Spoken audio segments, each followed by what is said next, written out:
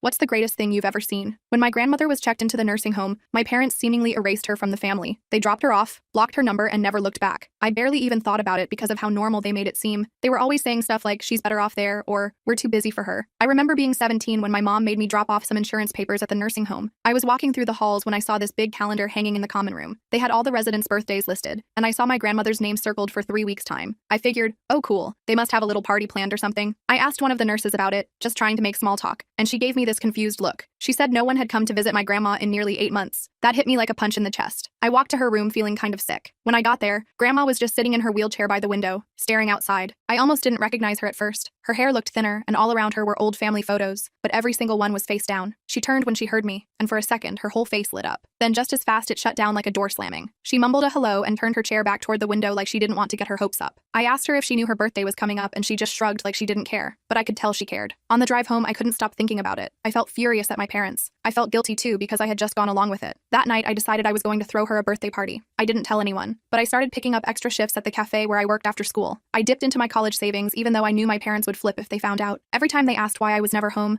I just said I had group projects or extra credit. The nursing home wasn't exactly thrilled when I asked about hosting a party. They kept throwing around words like liability and restrictions, but one of the nurses, Diane, pulled me aside and said she would help me figure it out if I was serious. I started spending more time there and not just with my grandma. I got to know some of the other residents too. I heard stories about how my grandma used to be the life of every party, how she was so lively and energetic in her day. The difference between that and now almost broke me. Meanwhile, my parents started getting suspicious. One night, they straight up asked me if I was wasting my time on grandma. I told them about the party and they lost it. My dad asked me if she had manipulated me into it. I told him no. I was doing it out of free choice, whether they liked it or not. After that, things got tense at home. I basically lived out of my car for a few days so I could keep sneaking around with Diane's help. Finally, the morning of her birthday came. I got to the nursing home crazy early with bags of decorations, dumplings that I stayed up all night making following her recipe, and a giant poster board covered in photos and little notes from relatives I tracked down online. I hung red lanterns everywhere. Diane helped me move tables and set everything up. By the time we were done, the whole room looked warm and glowing. When they wheeled my grandma in, she stopped dead in the doorway. Her mouth opened like she was about to say something, but no sound came out. She looked around like she couldn't believe it. When she saw the dumplings and the memory wall, she covered her mouth with her hands and started shaking. At first, I thought she was upset, but then I realized she was crying. The residents all started clapping and singing happy birthday,